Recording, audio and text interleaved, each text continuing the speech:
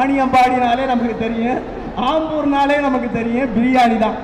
இந்த பிரியாணி அப்படிங்கிற வார்த்தை நம்ம சங்க இலக்கியத்தில் அன்னைக்கே நம்ம தமிழன் கண்டுபிடிச்ச உணவு தான் இந்த பிரியாணி எல்லாம்.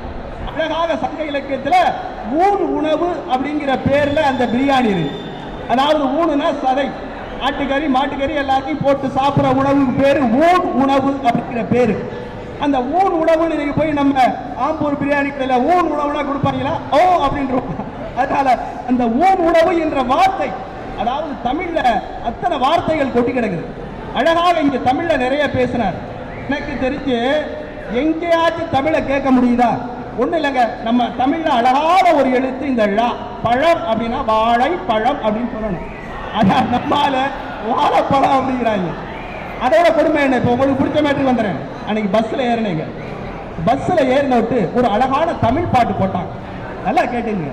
கசட தபர எரல வடல எங்கன நமன இலக்கணா. சூப்பர்யா, தமிழ் பாட்டு வந்துருச்சேன்னு கையெடுத்து கும்பிட்டேன். அடுத்தடி போட்டா பாரு. கசக்கி முடிஞ்சு புரட்டி எடு போவதா அவளே நம்ம பெண்ணினா வந்து பெண்ணிடத்துல கூட முடிச்சுட்டாங்க. கந்தே இருக்கும் இடம் கந்த கோட்டா. ஒரு கிளம்பி பஸ்ல இருந்து முருகா அப்படின்னு அடுத்தடி போட்டாங்க பாரு. உன் காதலி இருக்கும் இடம் மலர் தோட்டம். ஐயோ, அது கூட பரவாயில்ல. மயில் வாகனத்துல போறதுக்கு இல்லாம சைக்கிளுக்கு தான் போகிறதா குதிரை ஓட்டாங்கிறான். அப்ப நமது தமிழ் வந்து அழகான மொழி. அழகாக இங்கே அதான் நமக்கு பேசியவர்கள் முதல்வர் துணை முதல்வர் எல்லாம் அழகா சொன்னார்கள். தமிழ் அழகான மொழி. அந்த தமிழ்ல நல்லா கேட்டுங்க, ஒரு எழுத்துல நம்மள்கிட்ட ஆயிரக்கணக்கான வார்த்தைகள் இருக்கு. வா போ நில் கை பை அப்படின்னு ஒரு வார்த்தையில தமிழ் வார்த்தைகள் அழகா நிறைய இருக்கு. ஆனால் உலகத்திலேயே பொது மொழின்னு சொல்ற ஆங்கிலத்துல ஒரே ஒரு வார்த்தையில ஒரே ஒரு சொல் மட்டும்தான் இருக்கு. அது ஐ. இந்த நான்கிறத தவிர வேற எந்த சொல்லும் ஆங்கிலத்தில் எனக்கு தெரிஞ்ச ஒரு வார்த்தையில் இல்லை. அதனால் அப்பேற்பட்ட அந்த தமிழர் பண்பாட்டை அழகாக பதிவு செய்திருக்கிறார் நமது தகடூர் சரவணன் அவர்கள். இல்ல நம்ம யோசிக்கிறது. நம்ம இளைஞர்கள் எப்படி இருக்கு? இளைஞர் மாதிரியே இருக்கார் பாருங்க. இவரை பார்க்கறது எப்படி இருக்கு பாத்தீங்கன்னா நம்ம சுந்தர் பிச்சை மாதிரி இருக்கா. அந்த கண்ணாடி கூல் பாத்தீங்களா? அழகாக நமது கமருதீன் அவர்கள் நாங்கள் தான் இளைஞர்கள் தான் சூப்பர் ஸ்டார் என்று பேச வருகிறார். வாருங்கள். எல்லாம் புகழும் இறைவனுக்கே. தொடக்கமும் இல்லை முடிவும் இல்லை, தமிழின் எல்லை தெரியவில்லை. அரங்கில் வீட்டிருக்கும் நடுவர் அவர்களே, பேராசிரியர் பெருமக்களே, என் எதிரணியை சார்ந்த நண்பர்களே, என்னை போன்ற ஹீரோக்களே,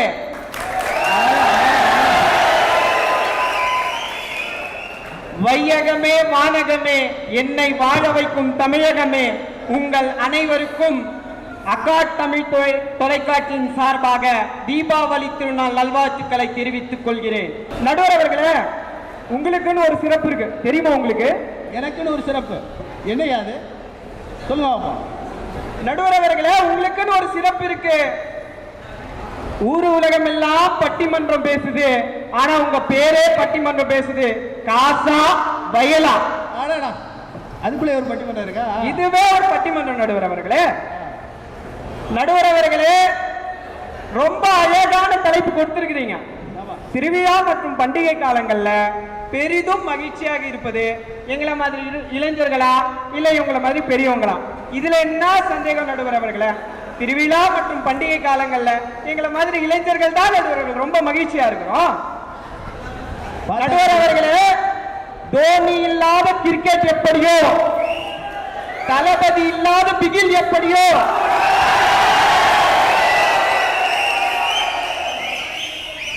தலை இல்லாத வலிமை எப்படியோ,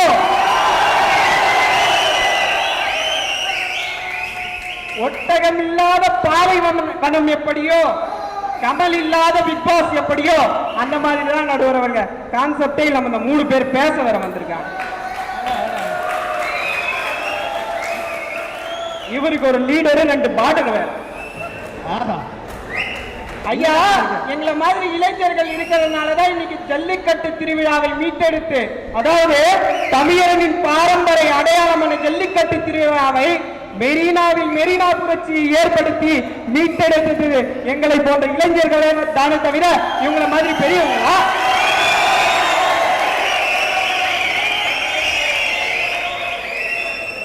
அது மட்டும் இல்ல நடுவர் அவர்களே, இரவு பகல் மழை வெயில் என பாராமல் போராட்ட களத்தில் நின்றவர்கள் எங்களை போன்ற இளைஞர்கள் தான். இவங்களை மாதிரி பெருசுங்க ஒரு நாளாவது போராட்ட களத்துக்கு வந்திருப்பாங்களா இல்ல?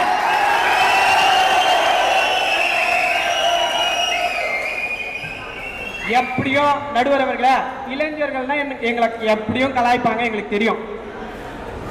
பின்னாடி வரவங்க கண்டிப்பா சொல்லுவாங்க காதல் பண்றாங்க காதல் பண்றாங்க. ஏங்க நாங்கெல்லாம் அப்படிப்பட்ட பசங்க இல்லைங்க. 20 வயசு வரைக்கும் தான் எங்களுக்கு வேலைக்கு சோறு. 20 வயசை தாண்டனா வேலைக்கு போனாதான் சோறு, இல்லைன்னா எங்க பேர் கண்ட சோறு இல்லாட்டி கண்ட சோறு, இல்லைன்னா எங்க பேர் கண்ட சோறு நடுவர் அவர்களே. நடுவர் அவர்களே, பண்டிகை காலத்திலயும் திருவிழா காலத்திலயும் எங்களை மாதிரி இளைஞர்கள் எவ்வளவு மகிழ்ச்சியா இருக்கிறாங்க தெரியுமா?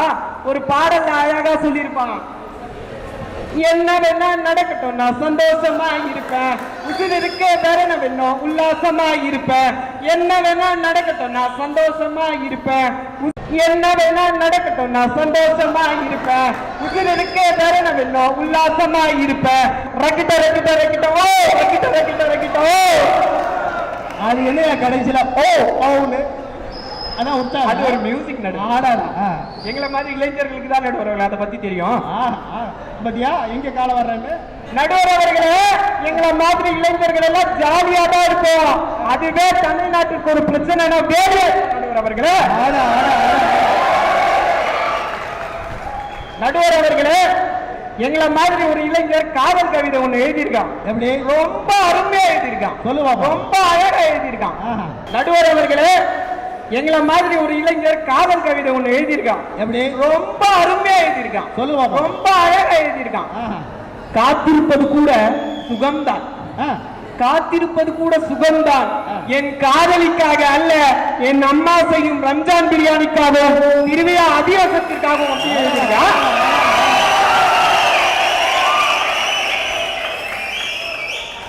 நடுவர் அவர்களே, இந்த பண்டிகை காலம் வருதுன்னு வச்சுக்கீங்களா, ரம்ஜானு தீபாவளி எல்லாம் வருதுன்னு வச்சுக்கீங்களா, ஒரு மாசத்துக்கு முன்னாடியே நம்ம ஆளுங்க என்ன பண்ணுவாங்கன்னா கேலண்டரை திருப்ப ஆரம்பிச்சிருவாங்க. அடடா எப்போடா ரம்ஜான் வரும், எப்போடா தீபாவளி வரும் அப்படின்னு கேலண்டரை திருப்ப ஆரம்பிச்சிருவாங்க. என்ன விஷயம் தெரியுமா நடுவர் அவர்களே? ரம்ஜான்லயும் தீபாவளிக்கும் திருவிழாக்கும் தான் எங்க அத்தை பொண்ணுங்களோ மாமா பொண்ணுங்களோ எங்க வீடுக்கு நோக்கி வருவோம். இப்பதான் புரியுது எதுக்கு நீ உலக தூரத்துக்கு பில்டப் வந்திருக்குன்னு இப்பதான் புரியுது. நடுவர் அவர்களே, எங்க அத்தை பொண்ணு மாமா பொண்ணு வருதுன்னு வச்சுக்கோங்களா, நாங்கெல்லாம் டைம் டேபிள் போட்டே வச்சுக்குவோம். பாத்துக்கோங்க, எந்த பஸ்லடா வருவா, எந்த டைமுக்குடா வருவா, அட நம்ம கலருக்கு ட்ரெஸ்ஸுக்கும் மேட்சிங்கா ட்ரெஸ் போட்டு வருவாளா, அந்த காத்திருப்பது கூட ஒரு தனி ஃபீல் மகிழ்ச்சி நடுவர் அவர்களே.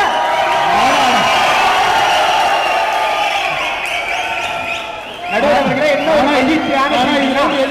என்ன தெரியுதுன்னா, நீ மட்டும் இல்ல இங்க உட்கார்ந்துருக்க எல்லாமே தேதியை பார்த்துக்கிட்டே உட்கார்ந்துருக்குன்னு தெரியுது. நடுவர் அவர்களே, கைத்தட்டல தெரிஞ்சுக்கலாம் எங்களை மாதிரி இளைஞர்கள் எல்லாம் எப்படி இருக்கிறாங்க அப்படின்னு சொல்லிட்டு. நடுவர் அவர்களே, என்ன ஒரு மகிழ்ச்சியான செய்தினா, எனக்கு 5 அத்தை பொண்ணு நடுவர் அவர்களே. அடேங்கப்பா, அந்த ஆனா உனக்கு லக் எடுத்திருக்கியா? அந்த மகிழ்ச்சியில என்ன வருத்தம்னா 4 பேர் கல்யாணம் ஆயிடுச்சு. ஆஹா, வட போச்சு. பார்க்கலாம் நடுவர் அவர்களே, ஒரு அத்தை பொண்ணு இருக்குது, ட்ரை பண்ணின்னு இருக்க, முடிஞ்சா பாப்போம், இல்லன்னா வேற ஆளு. ஆனா தெளிவா இருக்கையா நீ, அது பார்த்தா தெரியுது. நடுவர் அவர்களே, இன்றைக்கு இருக்கின்ற இளைஞர்கள் எல்லாம் அறிவாளித்தனமாக தான் சிந்திக்கிறார்களே தவிர இவர்களை போல கோமாளித்தனமாக சிந்திக்கவில்லை. நடுவர்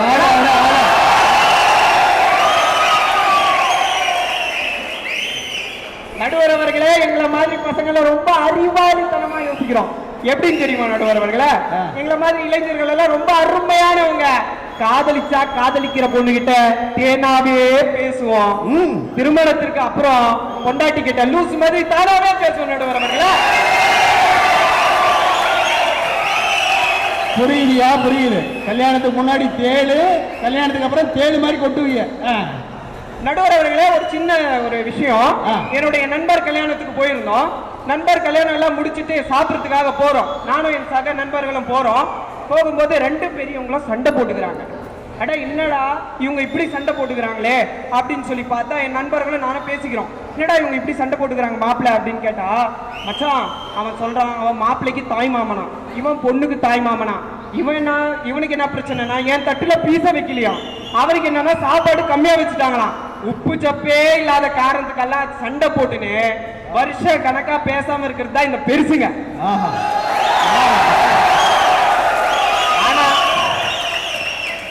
ஆனா எங்களை மாதிரி இளைஞர்கள் எப்படிப்பட்டவங்க தெரியுமா? காலையில கேம்பஸ்குள்ள வரும்போது சண்டை போடுவோம், சாயந்தரம் வீட்டுக்கு போகும்போது வாடா மாப்பிள்ள வாடா மச்சான் அப்படின்னு போறவங்க எங்களை மாதிரி இளைஞர்கள்.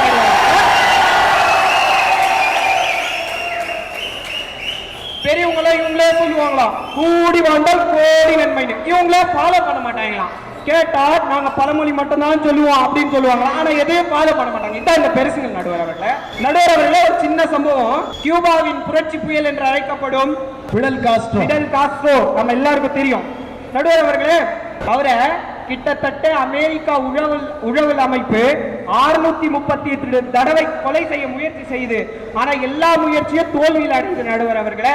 அப்புறமா அவருடைய காதலை கொச்சப்படுத்தும் விதமாக அவருடைய காதலியை கூப்பிட்டு பணம் எல்லாம் கொடுத்து, நாங்க இவ்வளவு பணம் தரோம், உன்னுடைய காதலனை நீ எப்படியாவது சுட்டு தள்ளிடு அப்படின்னு சொல்லி ஒரு துப்பாக்கியை கொடுக்குறாங்க. துப்பாக்கியை கொடுத்துட்டு அந்த காதலி என்ன பண்றா, அந்த துப்பாக்கியை வாங்கி மறைச்சு வச்சுன்னு தன்னுடைய காதலன் கிட்ட போறான். பிடல் காஸ்ட்ரோ கிட்ட போறாங்க. பிடல் காஸ்ட்ரோ கிட்ட போகும்போது பிடல் காஸ்ட்ரோ அதை தெரிஞ்சுக்கிறார், அவங்க கிட்ட துப்பாக்கி இருக்கு, என்ன சுட்ட வீட்டை தான் வந்திருக்காங்க அப்படின்னு சொல்லிட்டு. அதை தெரிஞ்சுக்கிற பிடல் காஸ்ட்ரோ என்ன பண்றாரு, சுடு, என்னை மறைமுகமாக சுட்டு விடாதே, என்னை நேரடியாக சுட்டு எனக்கு வீர மரணத்தை பலிசாக கொடு அப்படின்னு சொல்றாரு. அப்படின்னா எப்படிப்பட்ட காதல் எல்லாம் நம் நாட்டில் வாழ்ந்திருக்கிற காதலை பத்தி குறை சொல்லலாமா இவங்க?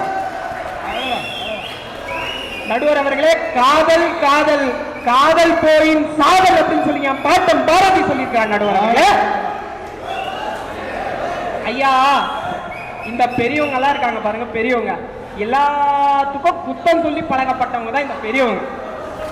என்ன தெரியுமா ஐயா, எப்படி எல்லாம் நாங்களாம் எவ்வளவு கஷ்டப்படுறோம் தெரியுமா ஐயா? ஏதாவது முடிவு கட்டுங்க ஐயா. இன்னைக்கு அதாவது நண்பர் கூட ஃப்ரெண்டு கூட போனா குத்தமா, ஃப்ரெண்டு கூட பேசினாவே குத்தமா, பைக் எடுத்தா குத்தமா, பைக்ல போனா குத்தமா.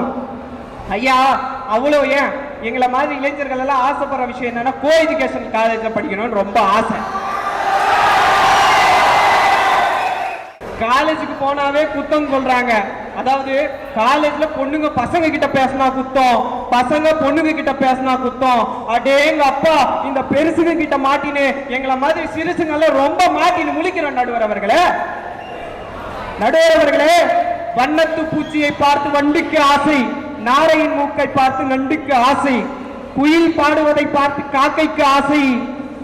எங்களை மாதிரி இளைஞர்களுக்கெல்லாம் அழகான பொண்ணா பார்த்து சைட் அடிக்கணும்னு ஆசை.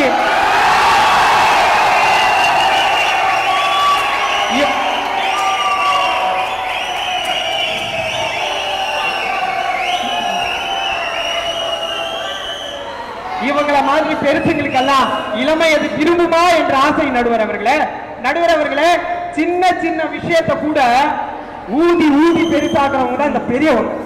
எப்படி தெரியுமா? திருவிழா காலத்திலயோ பண்டிகை காலத்திலயோ சோப்பா காணும் சீப்பா காணும் சொல்லிட்டு சின்ன சின்ன விஷயத்தை கூட பெருசாக்கிறாங்க. ஆனா எங்களை மாதிரி இளைஞர்கள் எப்படிப்பட்டவங்க தெரியுமா? பெரிய பிரச்சனையை கூட எங்கடா திருவிழாலையோ தீபாவளி நாள்லயோ சொல்லிட்டாங்கன்னா, எங்கடா மற்றவங்க கஷ்டப்படுவாங்களே, எங்களை விட எங்களால இந்த பெரியவங்க எங்கடா கஷ்டப்படுவாங்களே அப்படின்னு சொல்லி நினைச்சிட்டு சொல்லி பெரிய விஷயத்த கூட மூடி மறைக்கிறவங்க தான் எங்களை மாதிரி இளைஞர்கள். நடுவர் அவர்களே,